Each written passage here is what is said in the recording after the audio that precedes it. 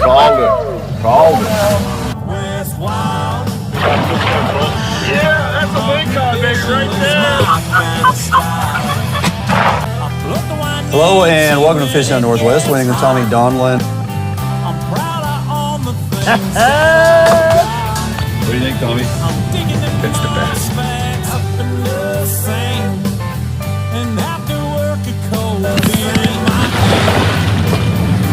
Nice one. Drinking my buddy's homemade wine, living Northwest wild. Hunting, fishing is my kind of style. I float the Winucci when it gets hot. I'm proud of all the things that I've got. Hello and welcome to Fish on Northwest. Winning with Tommy Donlin, coming to you from the Fish on Northwest studio located here in Olympia, Washington. Nice to see you again there, Hey, brother. good to see you, buddy. Yeah, boy, I don't want to sound repetitive, but man, is this fall? Is today's weather like truly fall? I mean, it is. I don't know. It was pretty warm today. A little sun. Getting warmer through the weekend. I mean, we got opening elk here on Saturday for muzzleloader. It's supposed to be 78 to 80 degrees depending where you're at. I'm just going, holy smokes! But change is a coming. Yes, it is. Weather change isn't coming. We talk about weather a lot here, and there's for good reason. So, hey, before we start delving into too much content here this evening, I want to welcome everybody to the show. It's your first time joining us here on Root Sports. Appreciate you checking us out. Take some time, jump over to our webpage, www.fishuntnw.com. There you're going to find a couple coupon codes to use to your advantage. Edge rods, FHN20 at checkout. You're going to save 20% on all edge rods all the time if they're not already attached to some other reduced pricing or special. Then, of course, at Phelps Game Calls, we teamed up with Phelps Game Calls, Fish Hunt NW10 at checkout, all game calls through the remainder of the year. And no better time of the year to start really grabbing them. If you haven't already, you should have been having them, working them, practicing, whatever. But we got a lot of hunting coming up. You're going to need those game calls. Check them out at Phelps. The best. You know, and a lot. You know what? Still, though, they're still applicable, though. Even though archery's over, we're going into muzzleloader. Oh yeah. With this warm weather, it can extend that rut a little bit longer. I mean, that's what we saw last year in Idaho for the rifle season.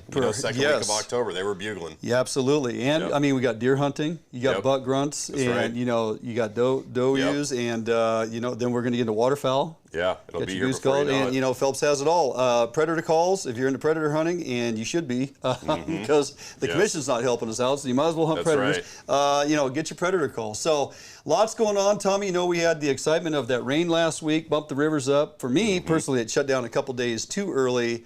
Would have liked to seen a little bit more rain, bump them up a little higher, because I got to tell you, Jordan and I hit the ground running October 1st, bank fish, because we knew it was Sunday, opener, 75 degrees, going to be busy, water's low and clear, and we got into fish. We'll talk about it a little bit later, but boy, it was everything you expect an opening day with all those conditions I just said, and even more. Tons of people, tons of activity, in a handful of fish. So. But they're continuing to drop. Rivers are going to are just going to continue to plummet. Gin clear, cold evenings coming up, and but we got rain coming mid-month, man. It's going to be excellent for both hunting and fishing, and we'll be covering that weather stuff again. So elk hunt's coming up for you and I. Yeah, you're going to stay local. You got a muzzleloader tag in your pocket. I do. I was lucky enough to get a very competitive Idaho rifle tag. I remember so I'm you going on to the be heading computer. over there for that. Battling it out, yes.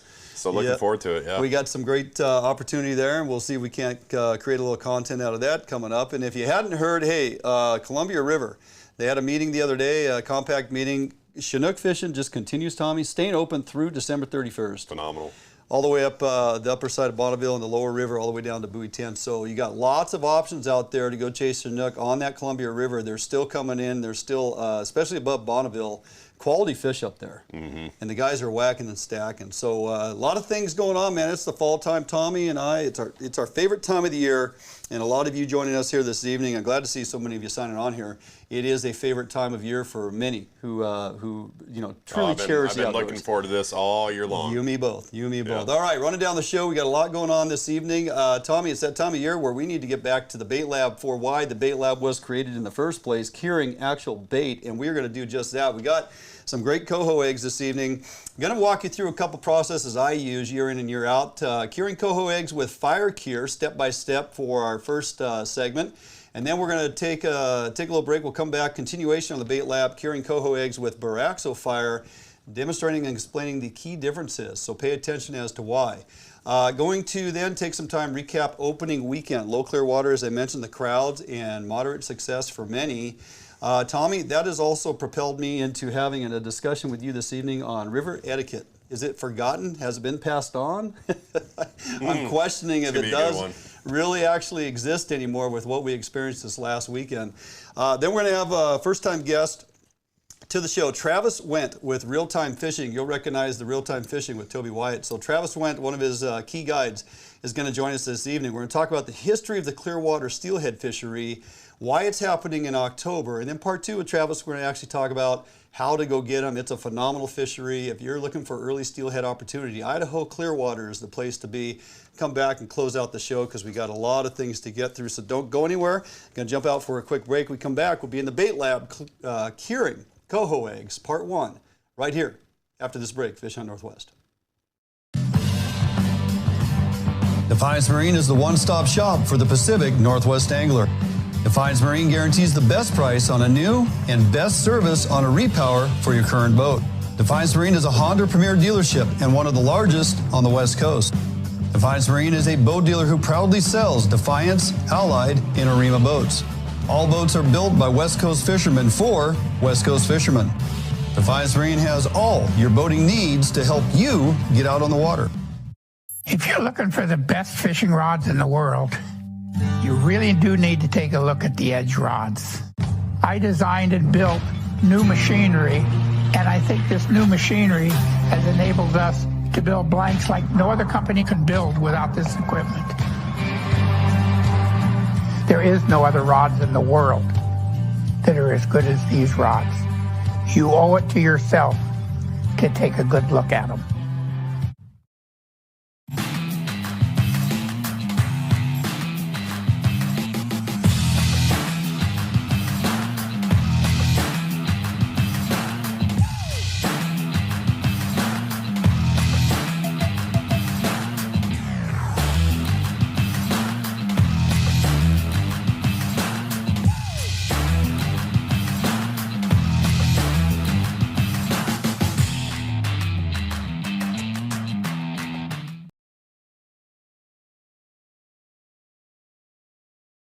Bait Lab presentations presented by Sportco and Outdoor Emporium. Everything, literally everything you see on the table here, you can purchase at Sportco or Outdoor Emporium or online. So tonight we're talking about curing some coho eggs because the coho and the Chinook are in the river. Some of the rivers we can retain, excuse me, Chinook, other rivers, a lot of coho to be had, and it's a great time of year to be getting fresh coho eggs, and there's a number of different ways we can go about curing them. I'm going to try to walk you through a couple different options this evening that are going to pay dividends even here in the fall season or as we move forward into spring Chinook season. So you guys, if you're joining us the first time, I'm going to walk you through basically starting from the very start here. So these eggs were well taken care of. The fish were bled right from the start, so we don't have a lot of blood built up in the eggs here, which is very nice to see.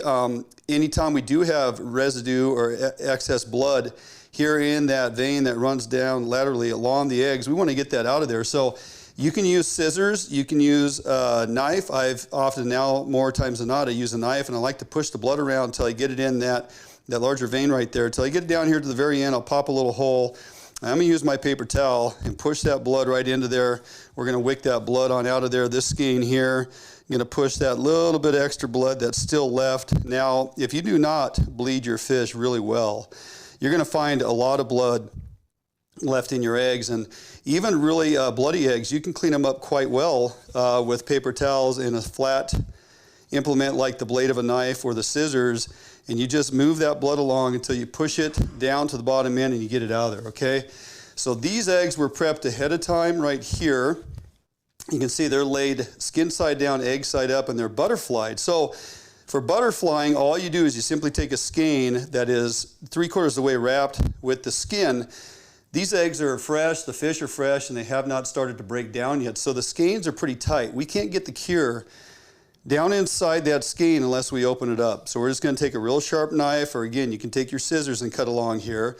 But you know, I just simply take that sharp blade and push it about 3/4 of the way through. You open up that skein. I like to throw it egg side down for a minute. You know, you do pop a few of the berries, and you're going to get some of that juice there. So go down, cut along, and open them up, put them face down, get a little bit of that extra juice out of there. Now, these things are ready to put onto my paper towels. Now, I like to work on a puppy pad. These puppy pads work fantastic. They keep your work area nice and clean, and you're able to move stuff around on here, and you're not getting egg cure all over everything else, all over your table. But I do put my eggs on a paper towel. So we get the eggs all butterflied out, and they're blood-free. We are going to use a sulfite-based cure this evening, and we want to make sure we don't put too much cure on the eggs using sulfite-based, because it will over-cure the eggs. It'll actually weaken the membrane, and they'll juice out excessively that, you know, way more than you'll want, and they may not firm up enough, and there's a lot of things that can go wrong with your eggs if you're using too much sulfite cure. So we're going to sprinkle a little bit on here. And again, I put them on the paper towels for clean work area, okay, because you'll see this in a minute. So now we're just going to start sprinkling a little of this cure on here, a light dusting of this sulfite-based cure. And I'm not like piling it on. It takes just a little bit. And I wait and kind of see as I start getting some color change on here. It's starting to absorb this dry powder in to the eggs, and the moisture, it actually just, it goes right to it, man. This stuff draws the moisture right to it, and you just want to get a good coating, but not real heavy, because again, it's a sulfite-based cure, and we're trying to cure the eggs and not over-cure them. Sometimes you'll hear folks refer to it as burning the eggs, which just means you've over-cured them, weakened the membranes, and they milk out really fast and are not a durable egg.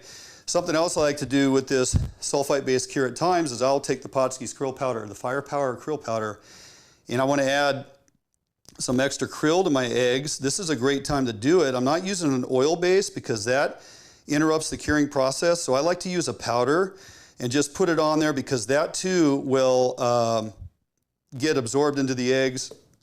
It'll break down in the liquid. It'll get reabsorbed into the eggs as the eggs draw that cure in. So you can see I got plenty of cure on here. I got my krill powder on here, and now I'm just going to dump these into a plastic bag. I have my bag labeled fire cure and krill. Okay, so we're going to put that in here. Look, I pick these up, I dump them in into the bag, and pretty clean, not all over my hands. It's all in the bag. Now I look at this and I go, well, I want a little bit more on the top here. Okay. So I'm just going to sprinkle a little bit, again, not overdoing it, okay? And now we're going to seal this bag up. Now I want to leave some air in that bag, because really what I'm doing now is I got to work this around. We got to work this cure into the eggs. Now less is more. Sulfite-based cure, less is more. And I say that in that, you know, if we feel like we're not taking on good color over time, over the next couple hours, we can always add a little bit more, but once it's in there, you can't get it out of there. So we want to work those eggs around, let them sit, let them start juicing out. They're going to produce a lot of juice. As they produce juice, and you come out here every, 20 minutes, half hour, and roll these around, you're going to really start seeing that juice mixing up and all the eggs taking on color. And as it creates more and more juice, never ever, do not dump that juice out. What you need the eggs to do is completely juice out for the first 12 to 20 hours or so. And as it's sitting in that juice and it builds a lot of juice, then what I'm going to do is I'm going to take my bag here, and we're going to assume that this bag is just full of juice now out of these eggs. We want those eggs to reabsorb all that juice. So we're going to roll down all the air out of the bag. We're going to make it tight, much like this one here, okay? And so as those have juiced out, now we're looking for the eggs to reabsorb all that juice. And really, then after 24 hours in my garage, you can see here that I have really nice plump eggs that started out yesterday. They have reabsorbed 90%. We got a little bit of juice in the bottom. But once they reabsorb all that juice, they get really plump and full of that cure. Those eggs are cured. I can end up putting those in the refrigerator for a couple days and then go fish them. I can put them in the freezer and save them for later. Now, something I can also do, if I want to add tremendous color to these eggs, after about 10 hours or so, when I got a lot of juice in there, I can take some of my Potskie's fire dye, the dark red. I can squirt that into the bag. I usually go down one side and down the other, and then blow a little air in the bag, and I start rolling that around, really mix that dye up. That allows me to really get those eggs deep, deep red. Okay, so once I get them deep, deep red, and I've added the color that I want, they've reabsorbed the juice, again, those eggs will be ready to fish. Do not dump the juice out when you see all that juice coming out. I'm going to emphasize that again. Let them reabsorb, let them volumize, let them get dark red. Then after 24 hours or so in the garage temp, you can put them in the fridge, or you can then, a day later, put them in the freezer. So fire cure is pretty straightforward. Sprinkle it on, do it little by little. Don't use too much, don't burn your eggs. It works fantastic. Sulfite-based cure. And there's a time and a place. We're gonna jump out for a quick break. We come back, we'll talk about the Boraxo fire cure and why it's so applicable even to cure salmon eggs for fall salmon. So don't go anywhere. Jump out for a quick break. We'll be right back here in the bait lab right after this.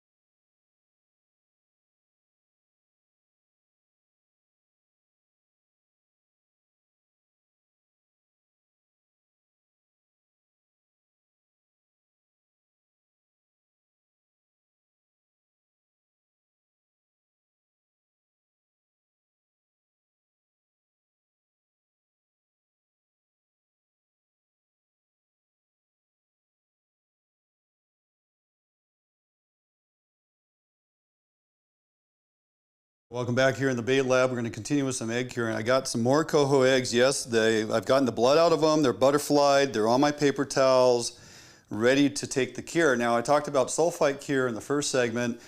Fantastic cure for fall salmon. It's got the sulfites in there. It's got the coloring in there. It's got the bite stimulants. It's a little hotter of a cure. You got to be careful. I like to use it on these coho eggs that have a lot of skin on them. Now I have the same eggs here with a lot of skin, but I want to talk about another alternative, especially if you get later in the season, more mature coho and or kings that have looser skeins. And how do I toughen those up, make them durable so they fish well? I rely on the Boraxo Fire. Boraxo Fire is a non-sulfite cure, ideally engineered for curing up eggs to fish for steelhead, because we steer clear of the sulfites for steelhead. So how do I turn that into a salmon cure? Well, I take a container, I dump a full container of Boraxo Fire in here. I add 1/2 cup of white refined sugar. I add a couple tablespoons of my krill powder because I really like a lot of krill. And I add 2 heaping tablespoons of sodium sulfite. So I am adding a little bit of sodium sulfite to this as a bite stimulant, but it's a lot less than the proportion or ratios that are in, say, fire cure that is a sulfite-based cure, if you follow me on that. So I'm taking this Boraxo Fire and making it somewhat sulfite-based, and same principles apply. And when you mix this together, it's too much to put back into your container. So after you use some, then I would suggest you put it back in the container and put the lid on tight so it doesn't draw in moisture, and it's going to last longer. So again, these have been, the blood's out of them. I've butterflied them. Now we're adding the cure. Again, this is Boraxo Fire it has a 1/2 cup sugar, it has 2 tablespoons of krill powder, and it has 2 tablespoons of sodium sulfite. So as you can see, they start turning color a little bit. Now I can be a little more lucrative with this because it is Boraxo fire, not the stronger sulfite based that you have in fire cure. But I'm going to do the same thing. I have a bag ready to go. I have the eggs all covered on the one side, skin side down, egg side up. Now we're just going to pick this up. We're going to drop it on in here. Okay. And take a look. I want to add a little bit more. Good, I can do that. Again though, if we put in too much, we can't take it out later, right? So we do it in slow increments and take a look. Sometimes it's easier actually if you even blow a little air into the bag. Gives you a little more room for tumbling them around. Now this is a gentle tumble, just like before. We're not, you don't have to shake them. You know, I used to tell everybody it's not a shake and bake. We're just going to tumble them around like this. And again, these will start juicing up like the fire cure. So here's the fire cure we did first segment. You can see the juice starting to get in this bag, so that the cure is doing exactly what it's supposed to do. We're starting to get that juice build up, and those eggs will continue to juice out until they get to the point of reabsorption. And that's why you want to leave these eggs at room temperature in your garage or whatever, especially this time of year. The small hole in each individual egg leaches out the fluid, mixes with the cure, then it draws it back in, and then that hole seals up. And that's what gives you the volumized plump eggs that you end up fishing. Couple things to think about, you know, when you're curing sulfite-based cure compared to your Boraxo fire. Couple options for you to look at. I, in the fall time, really like using the Boraxo fire with the ingredients that I expressed here this evening. It makes a really good egg. It fishes very well, and the fish absolutely go after them. So hopefully that kind of spells it out a little bit between sulfite-based and non-sulfite-based cures. Some of the options you have, and as we move farther into the season, I'm going to talk a little bit about adding some homemade powdered cures. Here I have a bunch of dehydrated sardine that we're going to put into the next round of eggs that we cure next time. All right, we'll jump out for a quick break. Don't go anywhere. We'll be back in studio right after this.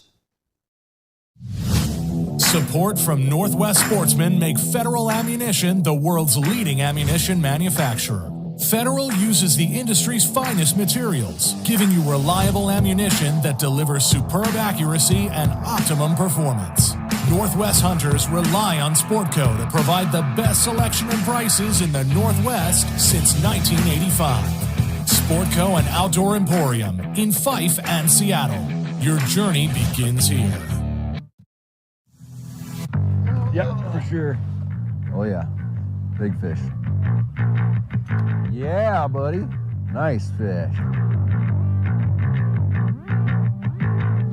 Oh, beauty. Gorgeous fish. Bobby's on the board. We got a good one. Oh, yeah. Oh, oh, geez, come on. Nice fish. Nice fish.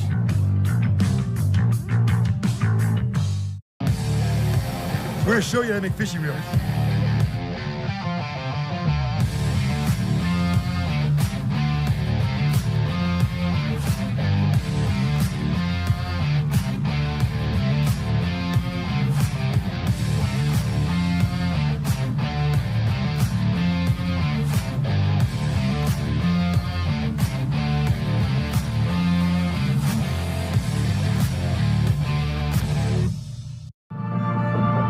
You haven't been here, but you know it.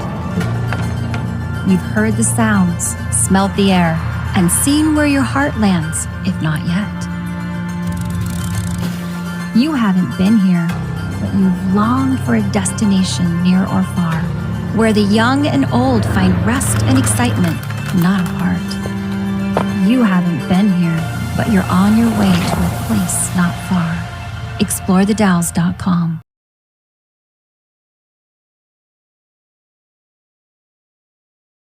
All right, welcome back here in studio.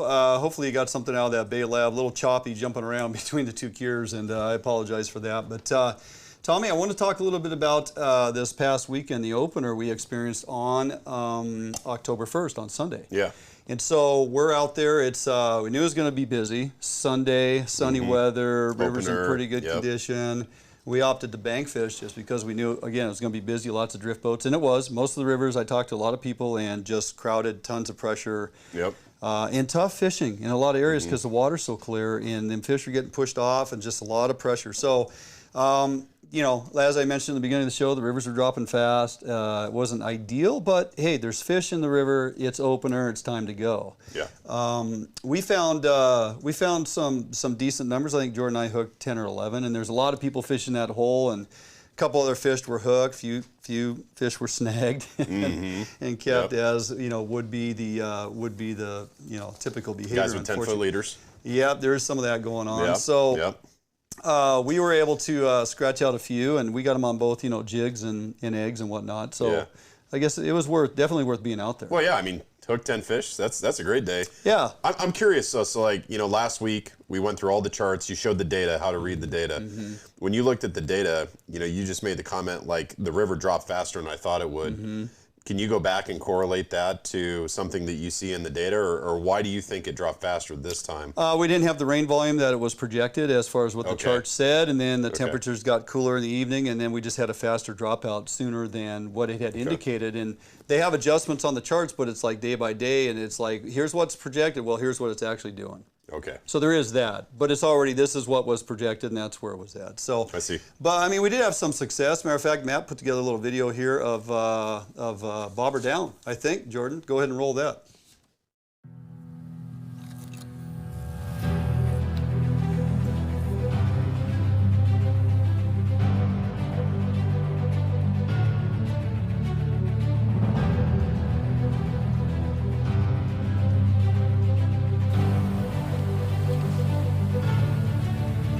Pike minnow. That's a fish. That's not a pike minnow. That's at the bottom end of that wood down there. Yeah, that was not a pike minnow. Feels a little more Chinook, which is interesting because I really set my float up pretty high. I would say the water out in front of me by that wood is maybe 7-8 feet deep. It drops in that deeper hole, but this would have drifted down into there, into that corner, and suspended up quite a bit. But he grabbed it. Oh my gosh, look at that bugger. Oh, I gotta put some torque to him here. Get out of there. Oh my gosh. Okay, we're gonna bury your head. There we go.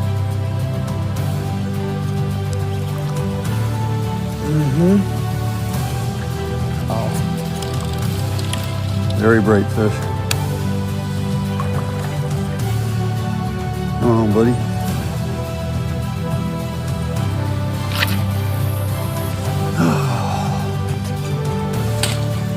On a suspended float. It also looks a wild Chinook. Better get it. You know, wait till she pulls out of my hand. See her gills working there. Come on. There we go. There we go. What a beautiful creature. All right, a little something to look at there, Tommy. Yeah, beautiful, man. You know, beautiful fish. Yeah, one of the few we caught. I mean, we're in that lower tidal water, so them tide, you know, those tides, those incoming tides will push those nice fresh fish in out of the salt down there. And you have your opportunity at them now. Jordan and I, we got Coho on eggs, we got Coho on twitch and jigs, and not very many other fish were caught in that area, even though there was a lot of people. Saw one guy get a nice Chinook on eggs that he released, and saw some other folks, you know, again, twitch and jigs is not about snagging fish and leaving with them. It's like you felt hooking fish, you should let it go. You may have heard me say in the video there, not a pike minnow or not a bullhead. Yeah, what's that about? Well, so in some of those areas in these lower rivers, especially the tidal water, there are a lot of brown bullhead, and they will peck at your eggs. The pike minnow is just everywhere. they are everywhere. They will pick at your eggs like crazy, and your float just sits there and bounces. It drives you nuts. Now, are they more lower river, upper river, all over the place? The pike minnow seem to be at least down more in the tidal water. Okay. And then the brown bullhead are everywhere, but the pike minnow peck at it. But a 5-inch brown bullhead will drain your 1-ounce salmon float like a boss. I mean, that thing will flat out disappear. Now, when your float disappears, you don't sit there and think about it, man. You set the hook. Yeah. And it's either, right now, a Chinook, a Coho, or a brown bullhead. Yeah. So you take your pick. But you're not going to miss out on an opportunity to get a nice salmon by going, it's just a bullhead. Right. So that's why I said, that float went down, I set the hook, I said, that's not a pike minnow, or that's not a bullhead, right? Reel and set. Yes, so you got to get it. But much more of that type of content to come. We're going to be on the water a lot this fall, and we're hoping to bring you guys a lot of good content. Not just about us catching fish, and putting it to a bed of music, but more so instructional, how to fight fish properly, how to keep them from running down river, how to turn a fish's head in current. We're looking at how to properly release fish unharmed. I mean, there's a lot of things we're going to be out getting, and we're going to bring that stuff to you. So, beautiful. Yeah, it was a beautiful day. We had a great time, didn't we, Jordan? Yes, we did. All right, we'll jump out for a quick break. We come back the other side of this. A little bit discussion on river etiquette, something we need to revisit. I'm looking forward to this. Don't go anywhere. We'll have River Etiquette 101. We come back from this break right here, Fish on Northwest.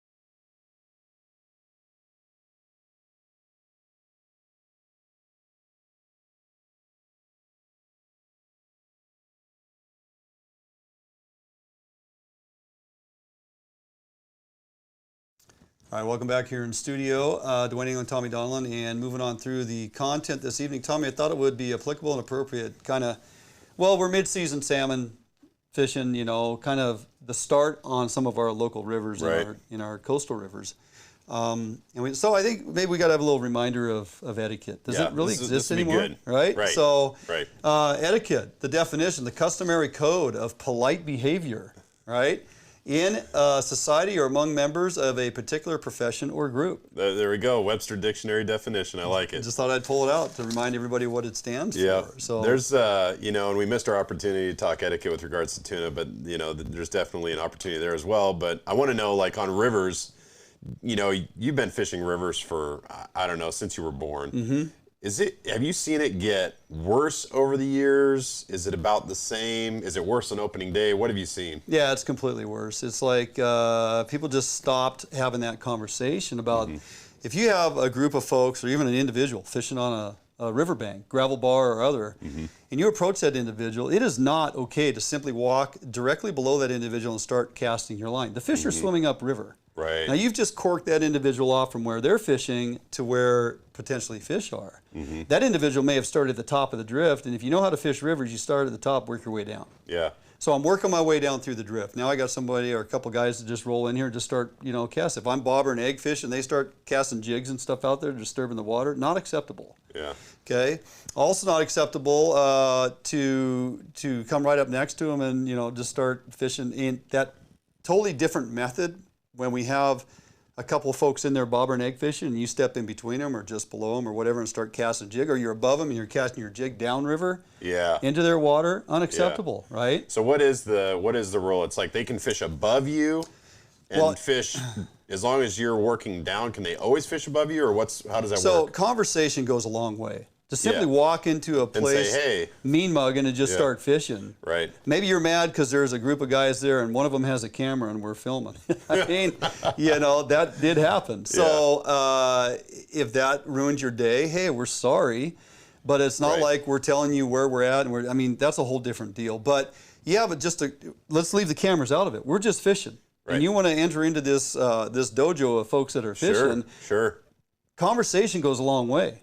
Yeah. Like, hey, how you guys doing? You mind if I fish here? And mind if I go up above you and start up there? No, go ahead. More times than not, go ahead. Yeah. Hey, mind if I pop down below you? Well, we're kind of working this stretch, so or we're right here on the gravel bar. Yeah, man, if you want to go down there about 25, 30 feet, that'd be fine. Yeah. It's the conversation. Right. Don't just walk in like, hey, I just you know what? I'm fishing, you're fishing. We're just gonna start throwing stuff out here. And if you are bobber fishing and other folks are bobber fishing, and you understand how the bobber flow works, it's like when a guy is letting his bobber go clear down river, it's okay to cast up above them and bring your float down after them, because at some point they're going to pendulum and reel on in. Now, if they hook a fish, you got to figure it out, like how to get your bobber out of there. But I see these guys getting upset because their line is way down there below you and you cast way upriver, and they look at you like, what are you doing? Well, I'm not going to wait a half an hour for you to finish your drift. We're bobber fishing. We can cover a lot of water.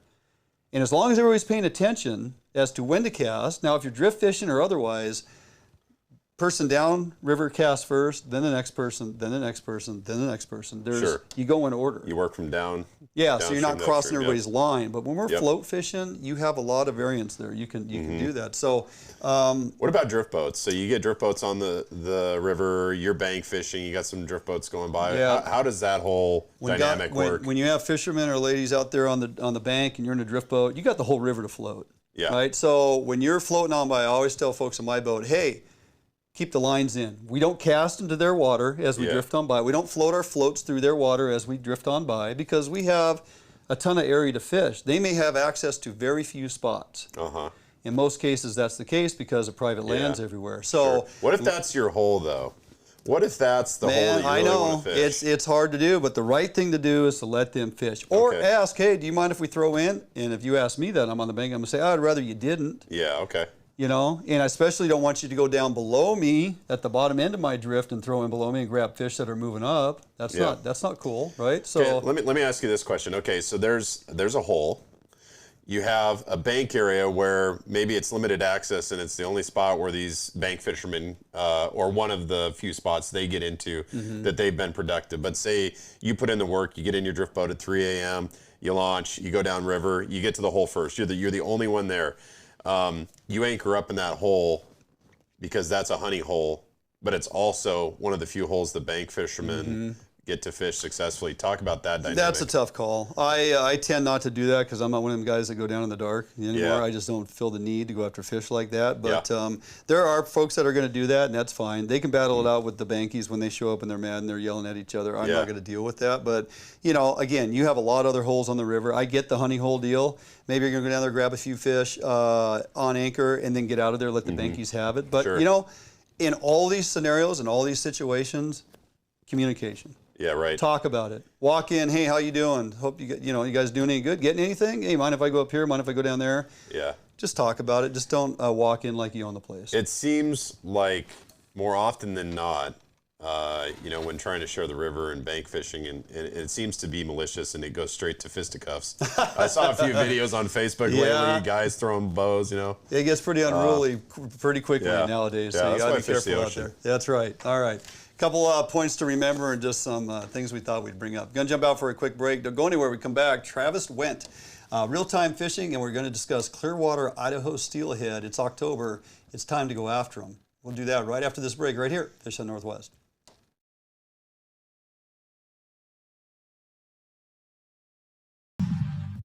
If you're looking for the best fishing rods in the world, you really do need to take a look at the Edge rods. I designed and built new machinery, and I think this new machinery has enabled us to build blanks like no other company could build without this equipment. There is no other rods in the world that are as good as these rods. You owe it to yourself to take a good look at them. New days, new beginnings, new friends, new loves, new dreams, new goals, new scenery, new job. No matter what the next chapter holds, Better Homes and Gardens Real Estate will be there to help you find the new that's right for your lifestyle at any stage of your life. Better Homes and Gardens Real Estate. Expect better. We're going to show you how to make fishing reels.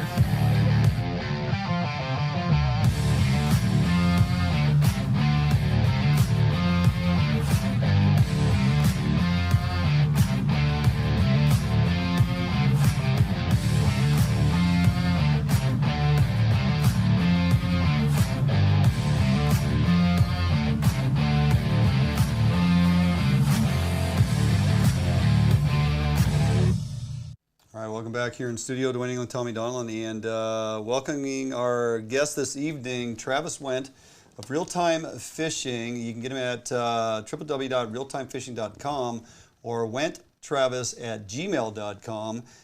Glad you could take some time this evening and join us, Travis. Real nice to have you on the show. Yeah, thanks for having me, Dwayne. Absolutely. So, hey, man, it's October, which means it's pretty much go time for steelhead there in Idaho on the Clearwater. I have fished that historically years past and have always enjoyed it. Cold temps. I mean, it really feels like steelhead fishing when those temperatures drop over there. Maybe explain to folks who are unaware why these fish are in the river in October, and we're already talking steelhead fishing, and maybe kind of quickly break down the differences between your recognized A run and B run. Yeah, so in this area, we do get two runs, A run and B run. The A run generally come in about a month earlier before the B runs. A runs are coming in September, mid-September. The B runs are just now showing up. The 10-year historic peak of the B run is around the 9th of October. So we're just starting to see those B runs show up here. And they'll trickle into the Clearwater for the next few weeks, and they'll make their way up the river, up to Orfino, up to Kuski. And we can fish those fish all winter. They'll kind of hold out in the river for a while. Nice. And Travis, you guys have a rule change that you are looking at now, and it deals with retention versus catch and release. So talk to us a little bit about that rule change. What are the timelines now for each, and why the change? Yeah, so over the last couple of decades, Nesper's tribe has replenished the fall Chinook in the Clearwater drainage to the point now where we can actually harvest those fish. About 4 or 5 years ago, NOAA granted the state of Idaho a fisheries permit allowing us to harvest fall Chinook. This created a little bit of an issue as now we had a fall Chinook harvest fishery overlapping a traditional catch and release steelhead fishery that was kind of world renowned to people, especially people that like to bank fish or fly fish. It was kind of their time that they've come to know to get these fish. So, about 4 years ago, Fish and Game had a test fishery for the fall Chinook. They had it open 4 days a week, Thursday through Sunday. During this time, they gathered angler input, and it came to their attention that there might be some conflict between people that were using the river for fall Chinook and people that were using the river for catch and release steelhead. Mm-hmm. In 2020, Fish and Game put together a 13-panel committee to basically come together from all walks of life, and we sat down, and our end goal was to come up with a consensus that worked for everybody. And that's what we did. We met once a month for a year, came up with this new season. So the old season provided catch and release on the Clearwater from July 1st to October 15th.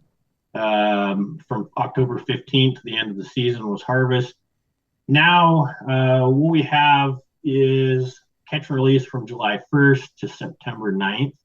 And now we have a harvest season on steelhead from September 10th to October 14th.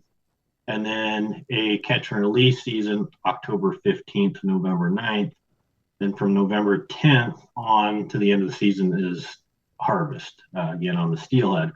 What this does is allows harvest for 3 species all at the same time instead of having catch, release, and harvest both going on at the same time at the same river shed. So it sounds like you got about a 21-day period in there where it's catch and release in between the retention opportunities. Was there any gear restrictions added to that as far as a lot of our rivers over here when we have catch and release or certain rules apply? There are gear restrictions that are applied to that as well. Did they change any of your regulations as it applies to gear restrictions at all? There was no gear restrictions on this rule. It was just more of a seasonal change instead of no gear restrictions, no bait restrictions. Okay, interesting. Now, when this change kind of went into effect with these new seasons, was there any concern about the catch and release mortality rates or the return numbers, or did any of that data come into play? Yeah, so for about the first 5 months of our meetings, Fish and Game piled on a lot of biological data that discussed catch and release mortality, run timing, fish movement, stuff like that. And in the state of Idaho, especially the Clearwater drainage, our water temps are cold year round, and these fish are big and strong. And there's been 2 studies that have been done, fairly extensive studies that have proven that there is virtually 0 catch and release mortality. Nice. That's awesome. On fish. So yeah, beautiful. Perfect. All right, we are going to hold you through the break. Travis is going to jump out for a quick break. When we come back, we want to tell all the folks tuning in this evening exactly how to go after them. A couple different technique points and how to catch these behemoth hatchery steelhead that you got swimming around there in the Clearwater. So don't go anywhere. We'll jump out for a quick break. We'll be back right here with Travis Wendt, Real Time Fishing. We're going to tell you how to get those monster steelhead there in the Clearwater, Idaho, right after this break. Fish on Northwest.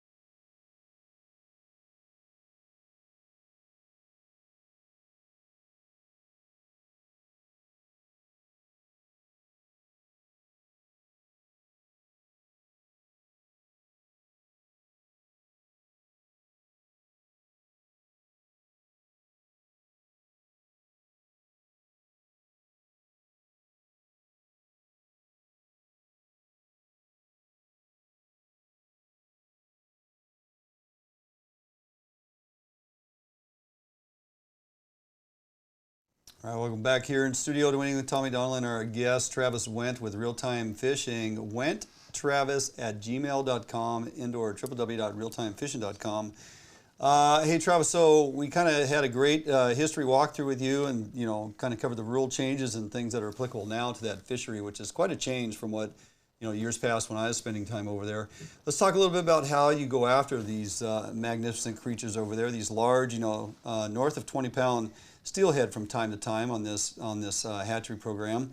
I would assume right now you got low clear water conditions. Maybe talk a little bit about how you go after them right now, and then will that change as we get deeper into the season? You start getting rain and that CFS comes up a bit. Yeah, so right now we do have low clear water. It's about the lowest flow we'll see. We'll continue this flow for probably another month or 2 months, depending on moisture. But right now, the primary thing we're doing is back trolling plugs. You're able to sneak up on the fish a little bit when they get spooky. We provide to our clients, we'll fish mag lips or Brad's wigglers, the 3.5s. Generally work best on the clear water. Sometimes we'll tip them with shrimp. Maybe we'll rub some fire gel on there. And then as the water comes up, generally mid-December, we'll start side drifting, and we'll start working some of the deeper pockets where the fish are holding up during those winter temperatures. Right now, the water temp's about 52 degrees. By mid-December, that'll be down to about 30, 38, 37. So they'll start holding in the deeper pockets, a little slower water, where you can get into them with side drifting, roe or beads or yarnies or even shrimp. Gotcha. Hey, I've done some side drifting before, and it was a gear donation activity. It was a lot of fun. I didn't catch anything on the callus. That is a good point. I just put an order in for about 1,000 liters. Oh, that sounds about right. Yeah, yes. That's for one day. Brings back good memories. Yes. Yeah. So hey, Travis, the reason that people come out to see you out there on the Clearwater is because these B-run steelhead are just absolute beast and put up one hell of a fight. And every time Dwayne says, "Oh, I got a 20-pounder," I have to get out the lie detector tool, which is AKA the scale, and verify reality.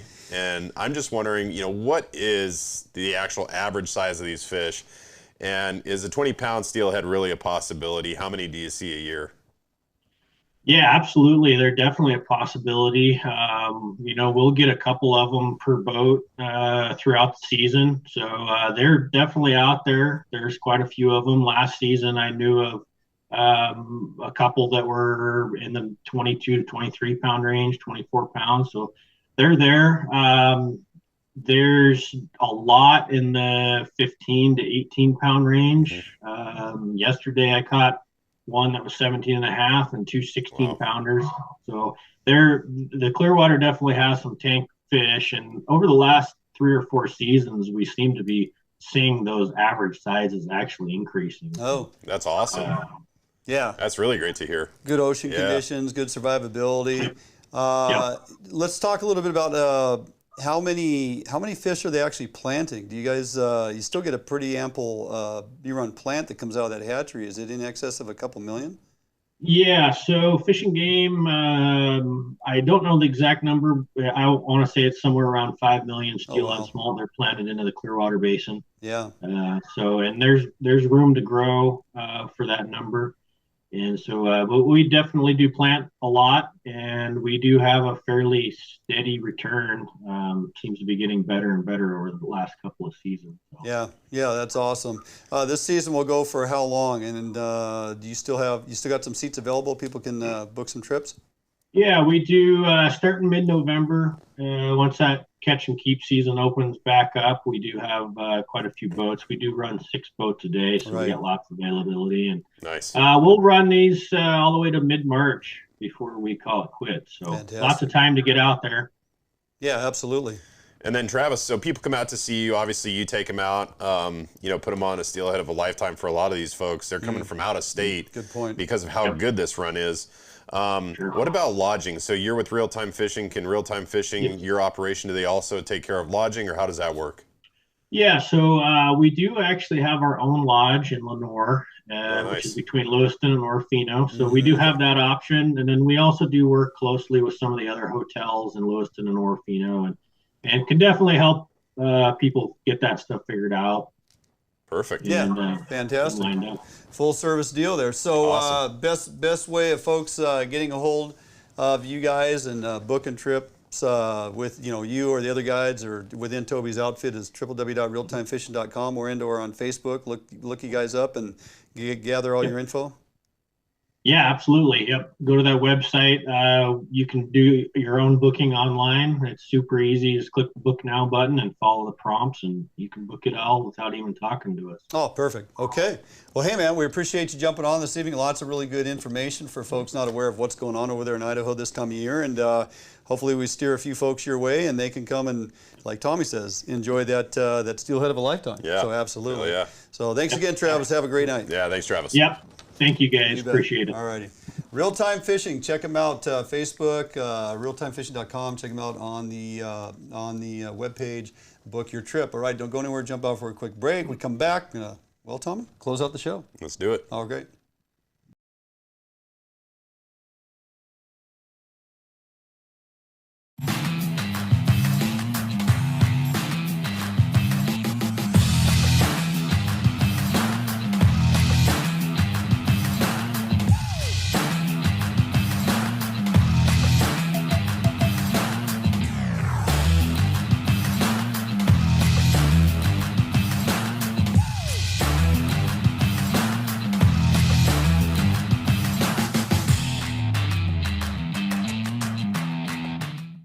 For more than 90 years, you've entrusted one brand to guide you towards living the lifestyle you've always dreamed of. Now you can entrust affiliated Better Homes and Gardens real estate professionals to interpret your needs and help you find the home in which to live your dreams through every stage of your home buying or selling process. And through every stage of your life, there's Better Homes and Gardens real estate. Expect better. All right, welcome back here in studio as we wind down the show. So, Tommy, we were just talking to Travis about steelhead over there in Idaho. That's right. Now, we are very hopeful we're going to get a season here this year in kind of our backyard here and/or what I'm referring to as the Grays Harbor system. Yeah. Fishing both north and south coast would be real nice to have that opportunity. And folks need to pay attention to what's going on in that regard. There are scheduled town halls. Steelhead season-setting town halls DFW is putting out there for everybody to join in on, and I'm thankful in the fact it's not on Thursday night, so we can zoom in. Yeah, right. Pay When attention. is it? So the first one is October 25th at 6 p.m. Go to DFW, simply Google Winter 2023-24 Steelhead Town Hall. You type in any of that, it pops right up, and you can click on to join the Zoom. It will send you an invite to your email, and once you click on that, then you are registered to attend, and then you'll get a notification that day of the meeting, and then you simply click on that and you're right there. So it couldn't be even, it's so simple. Yeah, right. And even if you are not going to speak, you need to click in there and pay attention to what is being discussed. And if you are you feel compelled to say something, then say something, because if they're going to break it all down for us and say, hey, we have confidence in the fact that we can fish these tributaries and go after hatchery steelhead and not have an impact to the wild run on the Chehalis, which is all truthful, which is where we should have been the last couple of years. And they also have the monies for the creel sampling. Right, for monitoring. Which kept us off the water last time. That's right. Okay, so they have all these pieces in place. So, hey, we should have full-on opportunity to go after these steelhead in these tributaries for XYZ number of weeks and or a couple months. Don't come to us with, you can't fish out of your boat. Right. It's like, why do you give us all this opportunity and say this is what we're going after to remove these hatchery steelhead, and then try to remove the ability to fish from a floating device? Yeah, right. So I'm going to lean hard on that and make sure that we have not just the opportunity to get out there on these rivers and help remove those hatchery fish, and they'll have creel samplers there to provide the information too, but I want to make sure that we're able to do that while fishing from our boat. So we don't preclude elderly folks that can't walk. That's right. That's right. Handicapped Disabled. folks, right? Yep. All those things we talked about before. Yep. And doggone it, if a guy wants to get out there and drop plugs into a run and run plugs out of your drift boat, you should Right. be able to do so. Now, how many, do we know how many town halls there's going to be? Do we know the agenda for the first one? I don't, and I'm going to pay attention to what they put out there and try to put that information out, either via our Facebook page or here on the show over the next several weeks. But we really want to have some data-driven conversations, we right? do have, yes. So when people attend these town halls, it's not conducive to get on there and kind of rant, yell, cuss, swear, not at right? all. You're so right. It's got to be a productive conversation, or else the comment will just be not heard at all. Absolutely. So data-driven, if they give us the data to support the opportunity, then lean heavy on that. Right. And then challenge them as to why we can't. Yeah, and challenge them on some of the budget decisions regarding, we don't have the, the folks in place to do the krill sampling, things like that. So we'll keep you abreast of what's to come and hope to see a lot of folks tuning in on that, and we'll see where we end up. So that is going to do it for us this week here on Fish Hunt Northwest. Got a great weekend to look forward to in a following week. Get out there and get in the woods, get your elk hunt on, get some fishing going. We will be back next week right here from Fish Hunt Northwest.